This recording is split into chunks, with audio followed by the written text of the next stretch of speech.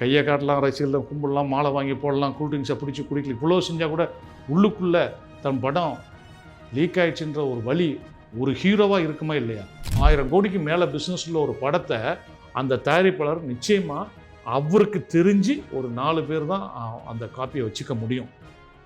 அதை மீறி எப்படி ரிலீஸ் ஆகிருக்கும் அப்படின்னா, எம்ஜிஆர் காலத்தில் பார்த்தீங்கன்னா அவர் உலக படம் ரிலீஸ் பண்ணும்போது அந்த படத்தை ரிலீஸ் பண்ணக்கூடாதுன்றதுக்காக லேபில் வந்து நெகட்டிவை சென்டரில் பிளேடை வச்சு ஒரே சொட்டாக கிழிச்சிட்டா நெகட்டிவை சென்டரில் கிழிச்சிட்டு பிரிண்டே போட முடியாது.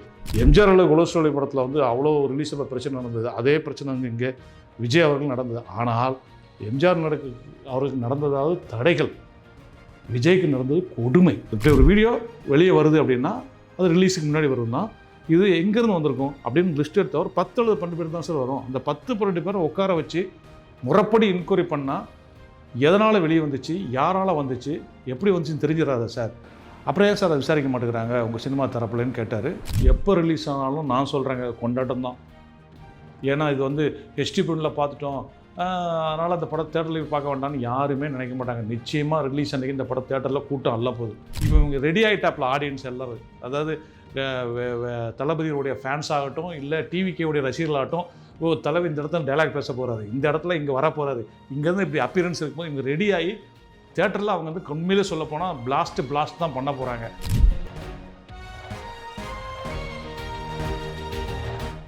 கிளாப்படி நேயர்களுக்கு வணக்கம். எனக்கு தெரிஞ்சு ஜனவரி 9ஆம் தேதி இந்த படம் ரிலீஸுக்காக ரெடி ஆகி சென்சாருக்கு போகுது. அங்கேருந்து இந்த படத்துக்கு வந்து பல விதமான இடைஞ்சல்கள், இன்னல்கள், அப்போதுக்கு இதுக்குள்ளே அரசியல் இருக்குன்றது, அப்புறம் படம் சென்சாரே ஆகாமல் இன்னி வரைக்கும் இந்த படம் ரிலீஸ் ஆகாமல் இருக்குது அப்படின்ற ஒரு சுச்சுவேஷனில் இந்த படம் வந்து வியாபாரம் மட்டும் எவ்வளோங்க அப்படின்னு கேட்டால் ஆல்மோஸ்ட் எல்லாம் சேர்த்து வியாபாரம் கணக்கு பண்ணால் 1200 கோடி வருன்றாங்க.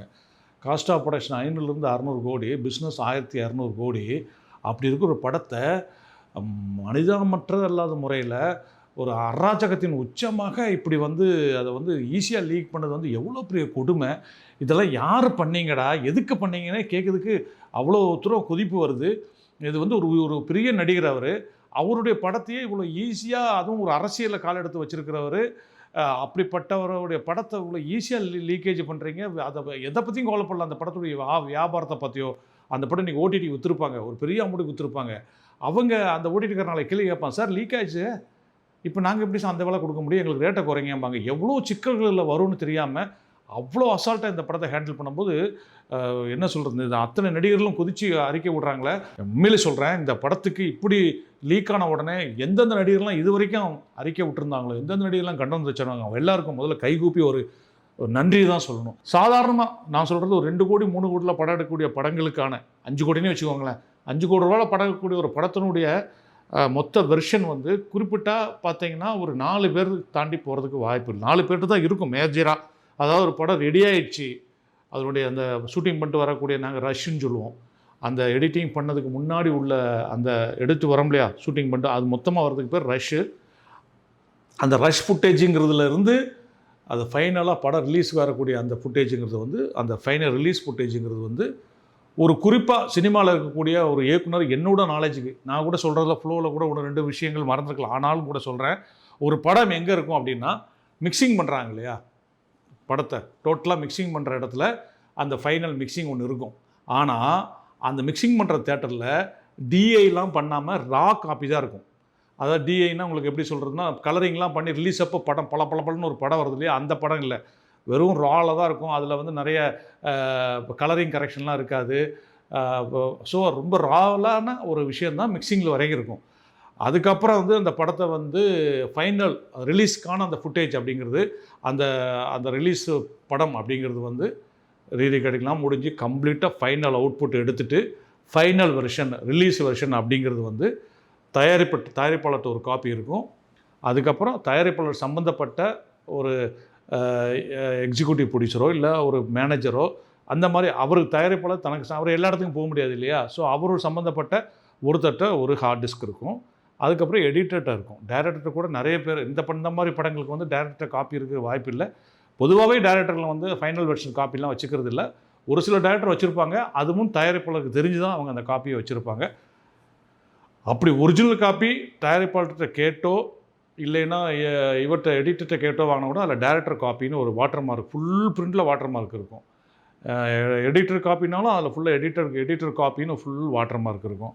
அதே போல் வந்து சென்சாருக்கு போச்சுனாலும் சென்சார் காப்பின்னு வாட்டர் மார்க் ஓரமாக இருக்கும். சில சமயம் க்யூப்பில் ஏற்றிட்டாங்கன்னா அது வந்து பயங்கர ப்ரொடக்ஷன்லாம். க்யூப்பில் வந்து டைம் கோடு கொடுத்து கேடிஎம்னு ஒரு மார்க் உண்டு. அந்த கேடிஎம் அந்த டயத்தில் அந்த ஒரு ப்ரொஜெக்ஷன் மட்டும்தான் ஓப்பன் பண்ண முடியும். ஸோ 98% படங்கள் வந்து சென்சார் வந்து க்யூப்பில் பார்க்க தான் விரும்புவாங்க. ஏன்னா அதில் தான் கேடிஎம் டைம் கொடுத்துருவாங்க. இந்த டயத்துக்கு நாங்கள் படம் பார்க்குறோன்னு அந்த டயத்துக்கு அவங்க சென்சாரில் இது க்யூப்பில் வந்து சென்சார் படம் பார்க்குறாங்கன்னு சொன்னோன்னே அவங்க கேடிஎம் கொடுத்துருவாங்க. அந்த டயத்தில் அவங்க வந்து படத்தை பார்த்துருவாங்க. ஸோ ஒன் டைம் கேடிஎம்ங்கிறது ஒன் டைம் ப்ரொஜெக்ஷன் தான். அது வந்து க்யூப்லேருந்து அலோவ் பண்ணி தான் பண்ண முடியும்.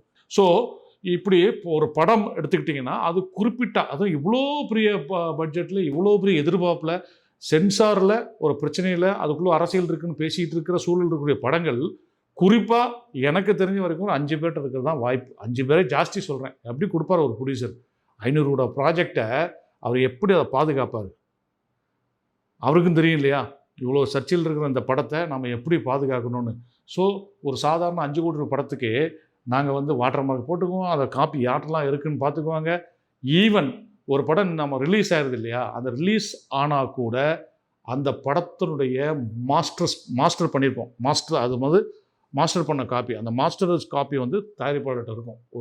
ஒரு ஹார்ட் டிஸ்கில் போட்டு வச்சுருப்பார். 2 வச்சுருப்பார். ஏன்னா ஃப்யூச்சரில் அந்த படத்துக்கு வேறு சில பிஸ்னஸ்கள் வியாபாரங்கள் ரீதியாக வேறு சில பிஸ்னஸ் வரும்போது அவங்க இந்த ஹார்ட் டிஸ்கில் இருந்தால் அந்த படத்தை வந்து அவங்க எடுத்து கொடுப்பாங்க. அது எல்லா விஷயத்துக்கும் அந்த பிஸ்னஸ் உதவும் சொல்லி அவங்க ஒரு மாஸ்டர் காப்பி ரிலீஸ் ஆன படத்துக்கே ஒரிஜினல் மாஸ்டர் காப்பி வச்சுருப்பார் ப்ரொடியூசர். அப்போது இந்த மாதிரியான ஒரு 1000 கோடிக்கு மேலே பிஸ்னஸில் ஒரு படத்தை அந்த தயாரிப்பாளர் நிச்சயமாக அவருக்கு தெரிஞ்சு ஒரு 4 பேர் தான் அந்த காப்பியை வச்சுக்க முடியும். அதை மீறி எப்படி ரிலீஸ் ஆகிருக்கும் அப்படின்னா மேபி அஜாக்கிரதையால் ரிலீஸ் ஆகிருந்துக்கலாம். அப்படி அந்த அஜாக்கிரதை எங்கே அஜாக்கிரதை ஆச்சு, எப்படி ஆச்சு அப்படிங்கிறது வந்து தீவிரமான ஒரு தீவிரமான ஒரு விசாரணைக்கு பிறகு தான் அது தெரிய வரும். ஒருவேளை அது வந்து அஜாக்கிரதை இல்லை, இது வந்து திட்டமிட்டமாக ஒரு காசுக்காக யாராவது விலை போய் இந்த படத்தை வந்து ஏன்னா 500 கோடிக்கு வந்து இருக்கிறவங்களுக்கு இப்போது அந்த படத்தை வந்து வேறு ஏதாவது காசுக்கு ஆசைப்பட்டு யாராவது எடுத்து கொடுத்துட்டாங்களா அப்படின்ற கண்ணோட்டத்துலையும் இதை நம்ம பார்க்க வேண்டியிருக்கு. அப்படி எந்த கண்ணோட்டத்தில் பார்த்தாலும் எப்படி பார்த்தாலும் இவ்வளோ பெரிய படத்தை அவ்வளோ ஈஸியாக லீக் பண்ணுறதெல்லாம் வந்துட்டு கொடூரத்தின் உச்சம் நம்ம சொல்லலாம். ஒரு நண்பர்கிட்ட இந்த விஷயத்தை பேசியிருந்தேன். ஒரு அழகான ஒரு பாயிண்ட் சொன்னார். என்ன சொன்னார்னா, சார் இந்த வீடியோ ரிலீஸ் ஆகிருந்தால் எங்கெங்கே ரிலீஸ் ஆகிருக்கு லிஸ்ட் எடுத்தால் மேக்ஸிமம் ஒரு 10 பேர் தானே சார் வரும், இல்லை 12 பேர் தானே சார் வரும். இப்படி ஒரு வீடியோ வெளியே வருது அப்படின்னா அது ரிலீஸுக்கு முன்னாடி வருதுன்னா இது எங்கேருந்து வந்திருக்கும் அப்படின்னு லிஸ்ட் எடுத்தால் ஒரு 10 அல்லது 12 பேர் தான் சார் வரும். அந்த 10-12 பேரை உட்கார வச்சு முறைப்படி என்கொயரி பண்ணால் எதனால் வெளியே வந்துச்சு, யாரால் வந்துச்சு, எப்படி வந்துச்சுன்னு தெரிஞ்சிடாதா சார். அப்புறம் ஏன் சார் அதை விசாரிக்க மாட்டேங்கிறாங்க உங்கள் சினிமா தரப்புலன்னு கேட்டார். நியாயமான கொஸ்டினாக இருக்குன்னு எனக்கும் பட்டுச்சு. அப்படி தானே, ஒரு படம் ரிலீஸ் ஆகலை, சென்சாரில் பிரச்சனைன்னு அந்த படம் நிற்கிது ஜனநாயகன். இப்போ ஜனநாயகன் படம் வந்து லீக் ஆச்சுன்னா இந்த படத்தினுடைய கண்டென்ட் எங்கே இருந்திருக்கும், இது எப்படி வெளியே வந்திருக்கும்னு ஒரு சாதாரணமாக அனலைஸ் பண்ணாலும் 10 பேர் அல்லது 12 பேர் தான் வருவாங்க. அப்படி அந்த 10-12 பேரை கூட்டு வச்சு என்கொயரி பண்ணாலே ஆட்டோமேட்டிக்காக இதனுடைய மூல காரணம் என்ன, இது எங்கிருந்து வெளியிடப்பட்டது, எதனால் வெளியிடப்பட்டது, யார் சொல்லி வெளியிடப்பட்டது, இல்லை வெறும் காசு நோக்கமா, இல்லை வந்து விஜய் அவர்களை பிடிக்காத ஒரு நபர் இந்த காரியத்தை செஞ்சாரா, ஏதோ ஒன்று வெளியே வரும் இல்லையா, அது அந்த மாதிரி என்கொயரி ஏன் சார் பண்ணலன்னு சொன்னாங்க. நியாயமாக இருந்தது. சரி, இது நம்ம பேசுகிறப்ப இதை நான் சொல்லியிருந்தேன் அப்படின்னு சொல்லி அது ஒரு கருத்தாக நான் பதிவு பண்ணுறேன். எம்ஜிஆர் காலத்தில் பார்த்தீங்கன்னா அவர் உலக சொல் படம் ரிலீஸ் பண்ணும்போது அந்த படத்தை ரிலீஸ் பண்ணக்கூடாதுன்றதுக்காக லேபில் வந்து நெகட்டிவை சென்டரில் பிளேடை வச்சு ஒரே சொட்டாக கிழிச்சிட்டா நெகட்டிவ் சென்டரில் கிழிச்சிட்டு பிரிண்டே போட முடியாது. அதில் நெகட்டிவ்க்கில் சென்டரில் கிளிக்கிறதுக்கு ஒரு ஐடியா பண்ண மாதிரியும், அதனால் எம்ஜிஆர் அவர்கள் அந்த படத்தை கொண்டு போய் பாம்பேயில் பிரிண்ட் போட்டதாகலாம் செய்தி வந்திருக்குது. அப்படி பிரிண்ட் போட்டதுக்கப்புறம் அந்த பிரிண்ட் அப்போ தமிழ்நாடு முழுக்க ஒரு அதிகபட்சம்னா ஒரு 60-70 பிரிண்ட் ரிலீஸ் ஆகிருக்கும். அந்த 60-70 பிரிண்ட் 60-70 தேட்டருக்கு அனுப்புறதுக்கு ஒவ்வொரு தேட்டருக்கு எம்ஜிஆர் அவர்கள் ஒவ்வொரு யுக்தியை கையாண்டானுங்க. சில ஊருக்கு மாட்டு வண்டியில் போட்டு, சில வண்டிக்கு டவுன் பஸ்ஸில் போச்சு, சில வண்டிக்கு வந்து கார் விட்டு கார் தாண்டி போச்சு, சில ஊருக்கு ரசிகர்கள் மூலமாக அனுப்புனார். அப்படிப்பட்ட ஒரு பதிவு தான் நான் மதுரையில் எப்படி ரிலீஸ் ஆச்சுன்னு என் காதில் கேட்ட அந்த சுவாரஸ்யமான விஷயத்தை நான் வீடியோவாக போட்டிருந்தேன்னு வச்சுக்கோங்க.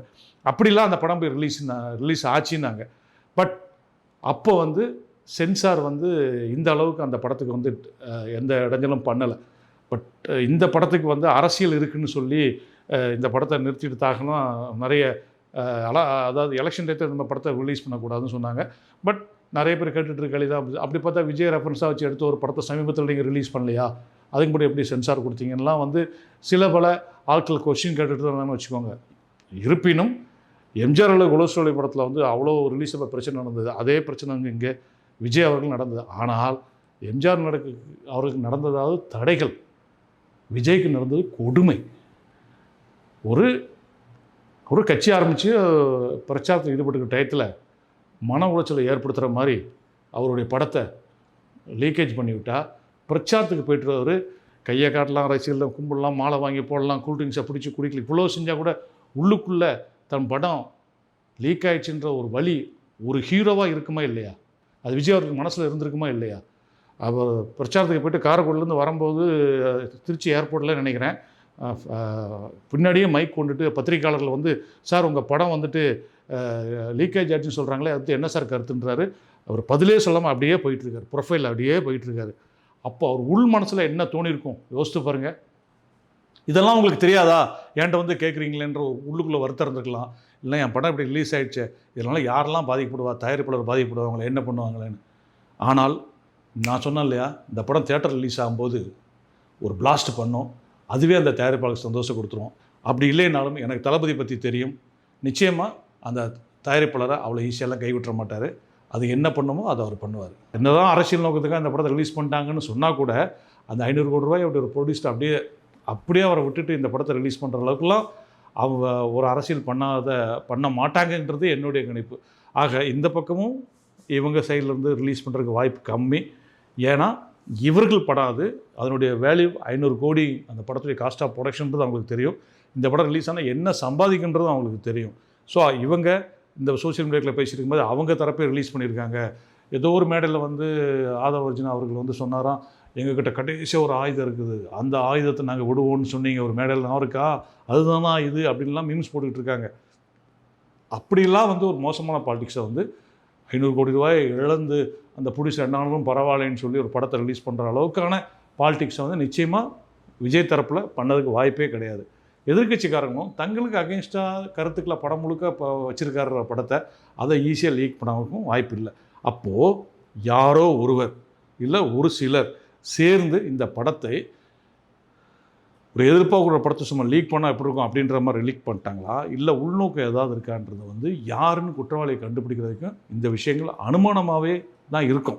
இந்த படம் எப்போ ரிலீஸ் ஆனாலும் நான் சொல்கிறேங்க, கொண்டாட்டம் தான். ஏன்னா இது வந்து ஹெச்டி பிரிண்டில் பார்த்துட்டோம், அதனால் அந்த படம் தேட்டரில் பார்க்க வேண்டாம்னு யாருமே நினைக்க மாட்டாங்க. நிச்சயமாக ரிலீஸ் அன்றைக்கி இந்த படம் தேட்டரில் கூட்டம் அல்ல போகுது. அது எலெக்ஷனுக்கு அப்புறம் ரிலீஸ் ஆனாலும் சரி தான், எலெக்ஷனுக்கு முன்னாடி ரிலீஸ் ஆனாலும் சரி தான். ஆனால் நடிச்சிருக்கிறது யாருன்னா தளபதி விஜய். தளபதி விஜயை அந்த ஃபுல் ஸ்க்ரீனில், அதுவும் இப்போ வந்துருக்க ஹெச்டி பிரிண்டு 4K அது சொல்கிறாங்க, ஆனால் ஃபுல் ஸ்க்ரீனில் அப்படி அந்த ப்ரெசன்ஸில் பார்க்கும்போது ஆடியன்ஸு ஒவ்வொரு ஃபேனும் கொண்டாடக்கூடிய விஷயமாக தான் இருக்கும். இன்னும் சொல்லப்போனால் என்ன கேட்டால் இவங்க ஒரு முழு படத்தை ஒரு ட்ரெய்லராக தான் ரிலீஸ் பண்ணியிருக்காங்க. இவங்க ரெடி ஆகிட்டாப்பில் ஆடியன்ஸ் எல்லோரும், அதாவது தளபதியுடைய ஃபேன்ஸ் ஆகட்டும், இல்லை டிவிகேவுடைய ரசிகர்களாகட்டும், தலைவர் இந்த இடத்துல டைலாக் பேச போகிறாரு, இந்த இடத்துல இங்கே வர போகிறாரு, இங்கேருந்து இப்படி அப்பியரன்ஸ் இருக்கும்போது இவங்க ரெடி ஆகி தேட்டரில் அவங்க வந்து உண்மையிலே சொல்லப்போனால் பிளாஸ்ட் தான் பண்ண போகிறாங்க. அதில் எந்த மாற்றுங்கிறதும் கிடையாது. இதனால் படத்தில் வந்து வசூலோ இல்லை இந்த படத்தினுடைய இதுவோ குறைஞ்சிரும் அப்படிங்கிறது வந்து 100% கிடையாது. இன்னொரு விஷயம், நிறைய பேர் பார்க்குறதே தவிர்த்துருதாங்க தான் என்னுடைய கணிப்பு. ஏன்னா உண்மையான தளபதி ஃபேன்ஸ் ஆகட்டும், உண்மையான இதாகட்டும், அவங்க என்ன பண்ணால் இதை நான் ஹெச்டிலாம் பார்க்க மாட்டேன், இதை நான் வந்து 4Kல பார்க்க மாட்டேன், இது இந்த படம் லீக் ஆனதை நான் பார்க்கவே மாட்டேன்னு எத்தனையோ வந்துருக்காங்க. இன்னும் சொல்லப்போனால் எனக்கு தெரிஞ்சு நிறைய பேர் வந்து கிளிப்பிங்ஸ் கூட பார்க்க மாட்டேன், அப்படி தூக்கி வந்திருக்கா அப்படி கண்ணுக்காமல் போயிருக்காங்க. ஏன்னு கேட்டிங்கன்னா அதுக்கு ஒரு படத்துக்கான மரியாதை அதுதாங்க. ஒரு படத்தை தேட்டரில் போய் அந்த ஃபுல் ஸ்க்ரீனில் உட்காந்து பார்த்துட்டு அந்த படம் நமக்கு ஃபுல் சாட்டிஸ்ஃபேக்ஷன் கொடுத்ததுக்கப்புறம் அப்புறம் ஒரு கேப் ஆகி மறுபடியும் ஓடிடியில் வரும்போது திரும்ப உட்காந்து 2வது தடவை பார்க்குறது தான் ஒரு படத்தினுடைய உண்மையான ரசனையும் ஒரு படத்தை ரசிக்கிறதும். அதை விட்டு இந்த மாதிரி பார்த்துட்டு இதை வந்து சும்மா ஒரு ஃபன்னுக்காக ஒரு என்ன சொல்கிறது, அதாவது நான் சொல்கிறது பார்க்குறவங்களுடைய பார்வையில் சொல்கிறேன், இது ஒரு ஃபன்னாக நான் பார்த்துட்டேன் இந்த விஷயம் எனக்கு ஃபார்வர்ட் பண்ணுறதா மட்டும்தான் யூஸ் ஆகுமே தவிர, இந்த படம் தேட்டர் ரிலீஸ் ஆகும்போது நானும் சொல்கிறேன், வெயிட் பண்ணி பாருங்கள். இந்த படம் எப்போ தேட்டர் ரிலீஸ் ஆனாலும் இம்மி அளவு படம் அப்போ தான் ஃப்ரெஷ்ஷாக ரிலீஸ் ஆகிற மாதிரி first day first show FDFS எல்லா ஊர்லேயும் தேட்டரில் கொளுத்த போகிறானுங்க, பட்டாசு வெடிக்க போகிறானுங்க, படம் என்னடா இது லீக்காக இந்த படம் இவ்வளோ பெரிய ஹிட் ஆச்சேன்னு. எப்போவுமே தளபதி அவர்களுக்கு நடக்கக்கூடிய மேஜிக் இந்த படத்தில் மீண்டும் நடக்கும். இந்த லீக்கான படம் வந்தாலும் கூட வரக்கூடிய அந்த புதிய அரசாங்கம் இந்த மாதிரி விஷயங்களுக்கு பெரிய ஆக்ஷன் எடுக்கணும், இந்த விஷயத்துக்கும் ஆக்ஷன் எடுக்கணும் அப்படிங்கிறத சினிமாவில் நானும் ஒரு ஓரமாக பயணிச்சுட்டு இருக்கிற ஒரு நடிகர் இயக்குனர்ன்ற முறையில் என்னுடைய கண்டனத்தை தெரிவிச்சுக்கிறோட இதை என்னுடைய கோரிக்கையாக வைக்கிறேன். இது நிச்சயமாக இந்த ஜனநாயகன் லீக் எதனால், எப்படி, யாரால், எதற்காக ஆனதுங்கிறத விரைவில் அமையப்போகிற புதிய அரசாங்கம் கண்டுபிடிக்கணும் நம்பிக்கையோடு இந்த பதிவை முடிக்கிறேன். மீண்டும் ஒரு நல்ல வீடியோ உங்களை சந்திக்கும் வரை உங்களது விடைபெற்றுக் கொள்வது உங்கள் அன்பு ஏ. வெங்கடேஷ்.